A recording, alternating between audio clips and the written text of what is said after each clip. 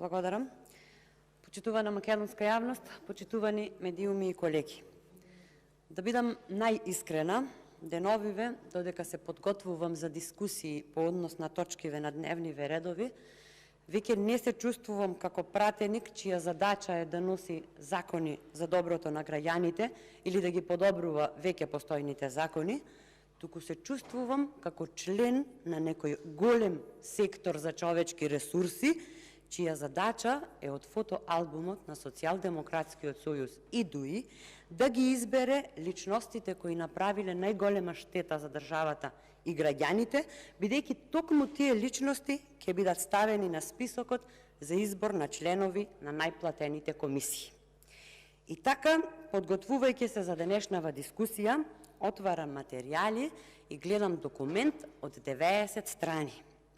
Пред да почнам да го читам документот, си велам што ќе ми се сивија од предложениве кандидати воопшто, кога знам дека на крајот на денов оваа власт ќе си ги изгласа токму оние кои не ги исполнуваат критериумите кои ги бара законот и токму оние кои најнестручно и најнесовесно работеле. За подкрепа на оваа моја теза и не ни треба многу да се навраќаме наназад, доволно е да се подсетиме на вчерашната пленарна седница, на која кандидатката, која што беше разрешена заради нестручно и несовесно работење, и се дава доверба как да биде кандидатка за член на Советот за јавни обвинители и се очекува дека таму ќе почне совесно и одговорно да работи. Да почнам со ред. Марко Бислимовски, актуелен председател и повторно предлог за председател на Регулаторната комисија за енергетика.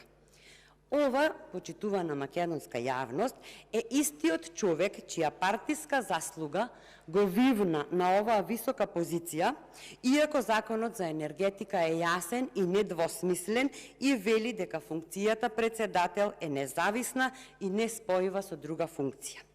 Ова, почитувана македонска јавност, е истиот Бислимовски, чија посветеност и заложби за доброто на граѓаните резултираа со највисока цена на електричната енергија од постоењето на државата и ова е човекот надалеку познат по недомакинското работење и трошење народни пари. И сега, кога му истекол мандатот на Бислимовски, наместо владата да се преиспита себе си и да види што сторил човеков во своето претходно работење и конечно да постави независен експерт во енергетиката, кој со своето знаење ќе ја извади Македонија од енергетска и топлинска криза, владата повторно го предлага истиот Бислимовски, кој на граѓаните кои немаат друг избор за греење освен да се греат на струја, им ги зголеми сметките за 10%. Да не зборувам за малите потрошувачи и малото стопанство, кои токму овој Бислимовски ги уништи. Понатаму, Бислимовски не смее да биде председател на Регулаторната комисија за енергетика и заради тоа што носи дискриминирачки одлуки и одлуки по нарачка, каква што беше одлуката за утврдување на цената за станарите на Џеваир кулите, кои по заслуга на барањето од братучетката на Бислимовски си обезбедија поевтина цена во споредба со граѓаните кои не живеат во Џеваир кулите, а имаат сличен систем на греење. Ова значи и кршење на Уставот и ова не значи живот за сите, туку ова значи живот за блиските на власта. Па така за период од 5 години во Регулаторната комисија за енергетика се вработени поранешен директор на ЈСП, советник на Шилегов, снаата за внук на Ванчо Узунов, советник на Зоран Заев, прва братучетка на поранешната министерка за правда Рената Десковска, сестра на сопругата на директорот на ТИРС Јован Деспотовски, двајца роднини на министерот за земјоделие Љупчо Николовски и така натаму. Колеги, јас не знам што се мачите да ни доставувате CV-а професионални, божем, од кандидативе. Праќајте ни партиски CV-а, бидејќи од независноста, стручноста и компетентноста на предлог кандидатите за вакви високи функции во оваа држава се останати само спомени. Иако овде ја додадам јавната тајна за фактот дека дел од функционерите од Регулаторната комисија за енергетика земаат мито за да забрзаат нечија постапка за добивање лиценца, за да издадат лиценца и таму каде што градбата не е согласно со закон, за да одлучат позитивно по жалби и така натаму, ќе ни стане сосема јасно зошто се предлагаат кандидати какви што се предлагаат. Како што наближува денот на избори, чувствуваме дека власта брзо ги преполнува институциите со партиски кадри за државата да ни остане заробена во криминал, корупција и непотизам. Одиме со следниот предлог, член Александар Чеботарев. Тоа, почитувана македонска јавност, е човек за кого Државниот завод за ревизија утврдил дека во мај 2019 година со склучен анекс на договор си направил измена во делот на доделување на дополнителни права и надоместоци, при што си ја избришал одредбата која бара сите измени и дополнувања на основниот договор да влезат во сила откако ќе ги одобри Регулаторната комисија за енергетика. Да бидам попрецизна, Александар Чеботарев си обезбедил цели 5 години да си прима и плата и надоместок како член на управен одбор, на располагање си имал 24/7 службено возило, си се шетал на измислени патувања најмалку 10 пати годишно, додека дописите во Регулаторна комисија за енергетика ги работеле стручните служби, а овој само ги препраќал како да се од него сработени, колку да прикаже дека нешто работи. И ова е веќе видена ситуација во ова собрание и многу ми наликува на оној чија работна задача беше да пишува текстови против опозицијата, а да ја фали и да ја лајкува на власта. Нема што не сме виделе. Или поточно сме виделе се, освен стручно и посветено работење. Дали ваков коруптивен кадар смее да биде член на Регулаторна комисија за енергетика? Одговорете си самите. Одиме понатам. Предлог член Фатон Хамбари, економист.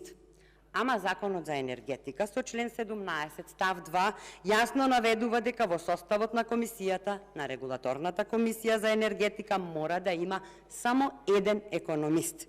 Во моментов таму веќе има економист и тоа е Андријана Нелкова Чучук. Тоа значи дека и предлогот за Фатон Хамбари да биде член на Регулаторната комисија за енергетика ви е незаконски. Стигнуваме до последниот предлог член, прочуената Мерита Дема. Истата Мерита која ни ја предложивте во 2021 година за истата функција и која под притисок на опозицијата и јавноста ја повлековте затоа што не го исполнуваше критериумот од Законот за енергетика, кој со член 17 став 3.2 бара кандидатот во последните 15 години пред именувањето да има најмалку 10 години работно искуство во енергетиката. А Мерита Дема се уште не го исполнува овој услов, ама власта повторно, упорно ја предлага.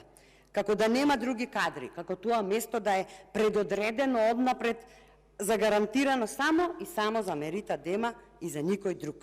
Јас не знам како не ви е срам да предлагате вакви членови и во нивни раце да ја доверите цената на струјата, гасот, нафтата, најзначајните работи за нашите граѓани. Дали Социјалдемократскиот сојуз и ДУИ намерно одбираат вакви кадри кои потоа за возврат ќе потпишуваат секакви зголемувања на цените на електричната енергија за да може да се ги реализираат тендерите?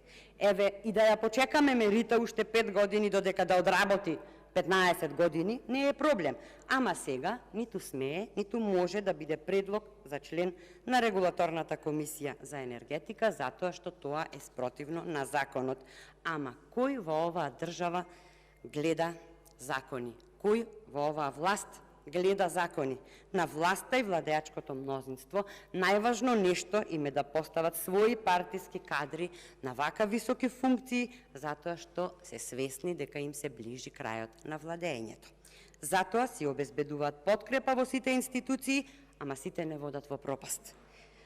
Колеги, ние сме тука, искрено се бориме да сопре оваа партизација и конечно да почне да се поставуваат стручни и професионални кадри за ваквите позиции. Сите овие предлози, начело со предлогот за реизбор Бислимовски, ниту исполнуваат законски услови, ниту се стручни во областите во кои се предложени. на Република Македонија и институциите им требаат непартиски луѓе, експерти во своите области, кои што ќе работат за интересите на граѓаните и државата, а не за партиските штабови на коалиционите партнери. Ви благодарам.